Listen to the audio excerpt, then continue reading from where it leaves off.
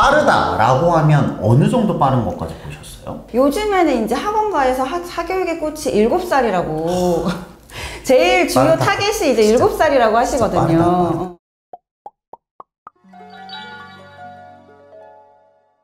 안녕하세요, 대치동 캐슬입니다. 오늘 제 옆에는요, 한번 나왔던 분이시죠. 작년에 한번 나오셨고요, 현재 목동에서 학생들에게 초등학교, 중학교 수학을 가르치고 계시고 실제로 중학교 3학년과 네. 초등학교 6학년 자녀들을 키우고 계시면서 유튜브 채널 목동 진주 언니를 운영하고 계시는 네. 진주쌤 모셨습니다. 안녕하세요. 인사를 제가, 부탁드려요. 네, 작년에 대치동 캐슬에서 한번 인사를 드렸는데 또 불러주셔서 너무 감사합니다. 아. 목동 진주쌤이라고 합니다. 반갑습니다. 네, 그 이름에서 느껴지시겠지만 네. 실제로 목동에서 계속 사셨고 학생들도 가르치고 계시고 자녀도 키우시거든요. 그래서 저는 궁금했어요. 대치동이랑 목동이랑 분위기가 비슷한가? 혹은 어떤 부분이 다른가? 비슷하죠. 학군지니까 비슷할 것 같아요, 저는. 그쵸. 요즘 목동에서 느껴지는 선생님이 느끼는 목동의 분위기는 어때요? 저는 점점 이제 아이들이 제대로 이제 수학 학습을 하는 그 속도나 시기가 점점 빨라지고 있다고 생각이 들거든요. 빨라진다. 그러니까 지금 큰애가 이제 중3이고 아까 소개해 주셨듯이 초등학교 6학년 딸을 키우고 있는데 큰애 때도 되게 빠르다고 생각이 들었었거든요. 근데 둘째 때는 또 다르고 또 이제 둘째가 6학년이 되다 보니까 그 밑에 학년들은 또 다르고 점점 밑으로 내려가면서 좀 빨라지는 느낌을 계속 받고 있어요. 그러면 그 선생님이 알고 계시는 사례 중에 자녀 말고 빠르다라고 하면 어느 정도 빠른 것까지 보셨어요? 선생님, 제가 작년에 들었을 때 이런 학군지에서 사교육의 꽃이다. 그 몇 살일 것 같아요?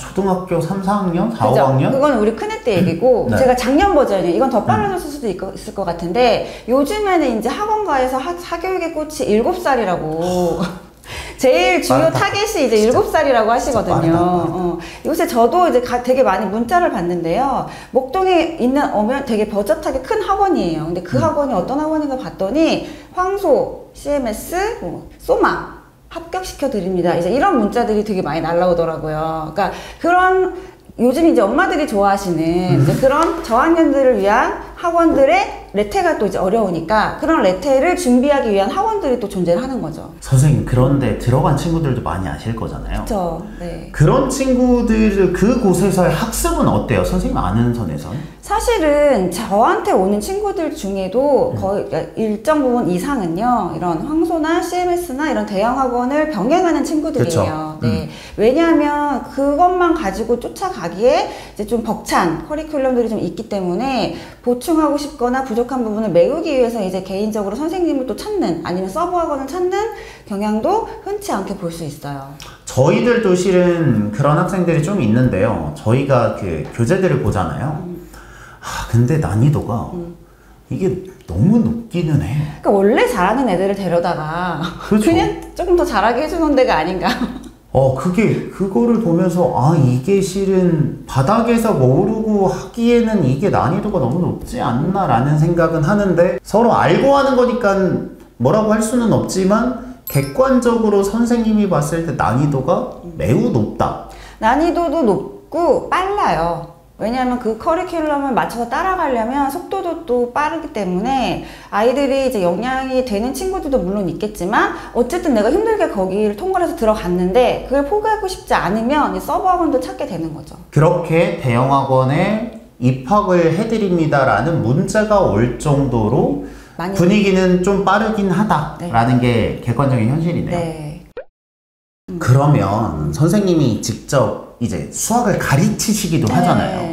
전 진짜 궁금한 것 중에 하나가 그러면 온도가 조금씩 이제 빨라지는 거잖아요. 그쵸? 네. 그 학습에 걸맞게 학생들이 실제로 잘 따라와요? 제가 지금 가르치고 있는 아이들 중에 초등학교 수학을 하고 있는 학생들은 사실 초등학교 저학년 친구들이고요. 그쵸. 초등학교 이제 3, 4학년 이상만 돼도 보통 대부분 중등 수학을 하고 있어요. 그렇죠. 네. 목동입니다. 여러분들 학군지. 이게 학군지예요. 학군지예요. 그러다 보니까 그러니까 그때는 사실 아직 얘가 이것까지 뭐 너무 힘들어서 막 이렇게 엄마가 억지로 끌고 오고 이런 친구들 사실 많지 않은데 왜냐하면 중등수학까지는 그렇게 막 힘들거나 그쵸. 너무 어려운 과정은 맞아요. 아니니까 이제 이게 근데 그러다가 사춘기가 겹치거나 어떤 일정 학년이 지나거나 좀 더 이제 고등수학이나 이렇게 심화된 더 어려운 수학을 할 때부터 좀 티가 나는 것 같아요.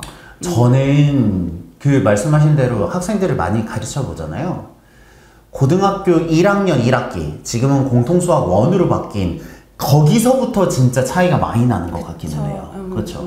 중학교 수학으로 넘을 수 없는 절대적인 벽이 있습니다. 맞아요.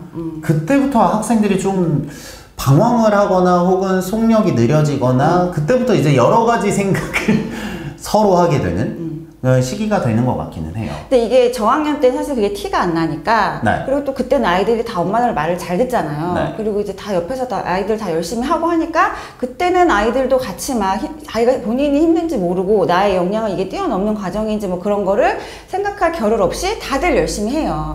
그러다가 이제 아까 말씀드린 것처럼 사춘기나 이런 어떤 특정한 시기가 왔을 때 한꺼번에 좀 터져 나와서 안타까운 사례들을 좀 보기도 합니다, 사실은.